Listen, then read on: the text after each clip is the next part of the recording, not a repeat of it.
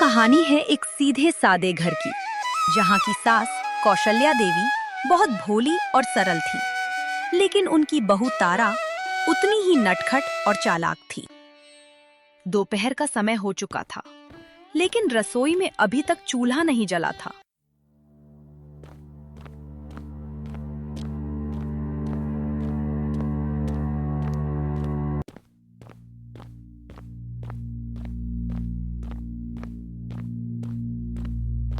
बहू, आज खाना नहीं बना, क्या बात है? मम्मी जी, आज सिर में बहुत दर्द है, चक्कर चक्कर आ रहे हैं। खाना बनाने की कोशिश की पर नहीं हो पाया।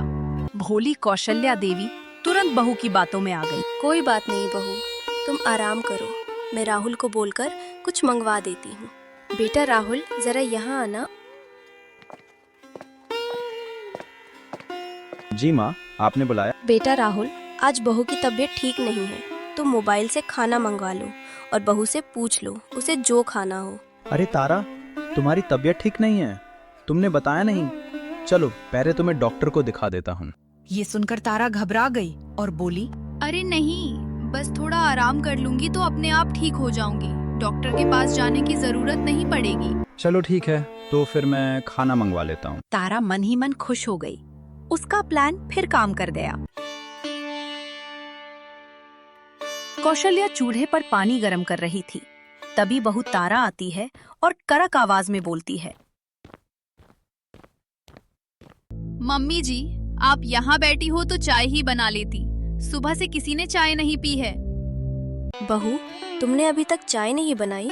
सब लोग तो चाय का इंतजार कर रहे होंगे।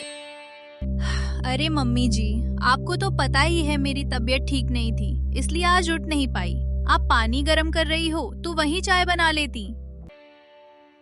अच्छा चलो, तुम चाय का सामान ले आओ, मैं सबके लिए चाय बना देती हूँ। तारा बहू चाय नहीं बनाना चाहती थी, इसीलिए भोली कौशल्या को अपना नया झांसा देकर वहां से चली जाती है।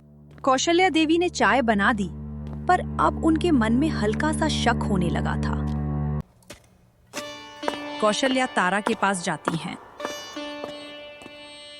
बहू तारा, राहुल काम से खेत पर जाएगा, तुम खाना बना लेना। जी मम्मी जी, मैं बस नहा कर आती हूँ और फटाफट सबके लिए खाना बना देती हूँ। ये सुनकर कौशल्या खुश हो गई और मन ही मन सोचने लगी, मैं अपनी बहू पर गलत शक कर रही थी। पर कौशल्या दीदी को क्या पता था कि एक नई और बड़ी चाल जन्म ले रही है। तभी बाहर से कुछ गिरने की आवाज आई। कौशल्या दीदी ने तुरंत अपने बेटे राहुल को आवाज लगाई। राहुल बेटे, देखो क्या हुआ, एकदम से कुछ गिरने की आवाज आई है, जल्दी आओ।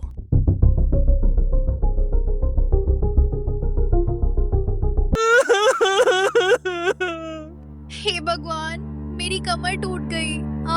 बहुत दर्द हो रहा है। अरे हाय राम, ये अचानक क्या हुआ? तारा, तुम जमीन पर कैसे गिरी पड़ी हो? एकदम क्या हो गया? बेटा राहुल, अभी ज्यादा कुछ मत पूछो, बहू को उठाओ और अंदर ले चलो।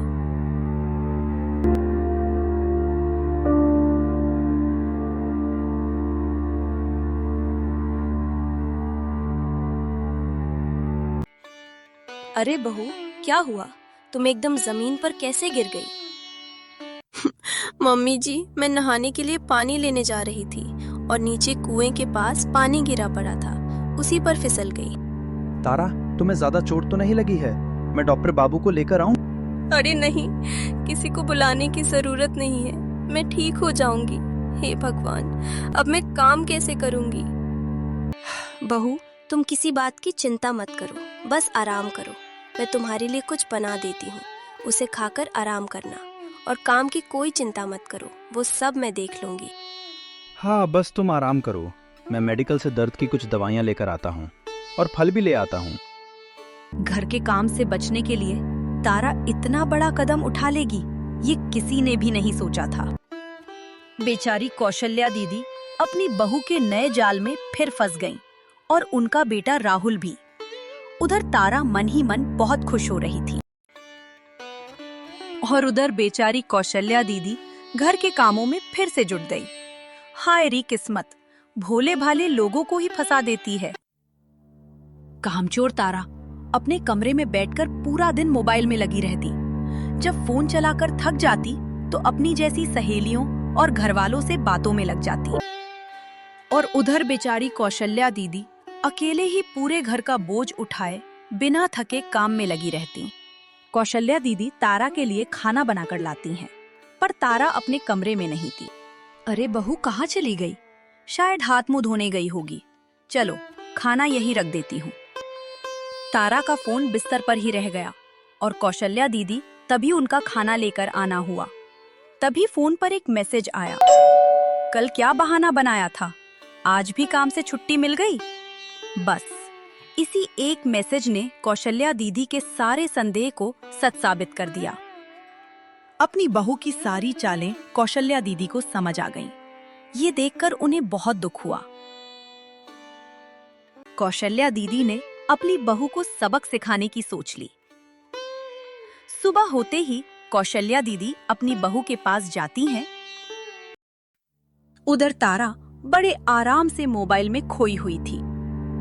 अपनी सास को आते देख उसका मुंह बन गया। अरे मम्मी जी, आप सुबह सुबह ही काम पर लग गई। तारा बहू, काम तो करना ही पड़ता है। अच्छा सुनो, मैंने सोचा है कि अब से तुम सारा काम छोड़कर सिर्फ एक ही चीज पर ध्यान दोगी। ये सुनकर तारा खुश हो गई और बोली, क्या मम्मी जी, कौन सा काम? खेत का काम। राहुल के साथ तुम्हें सुबह 6 बजे खेत पर जाना है। वहाँ तुम्हें पूरे दिन मेरों पर खड़े होकर चिड़ियों को भगाना है। ये काम शारीरिक रूप से थकाने वाला नहीं है, बस एकाग्रता चाहिए। और चूंकि तुम घर के काम से इतनी जल्दी बीमार हो जाती हो, तो तुम्हें ताज़ी हवा और खुली जगह की ज़रूरत है।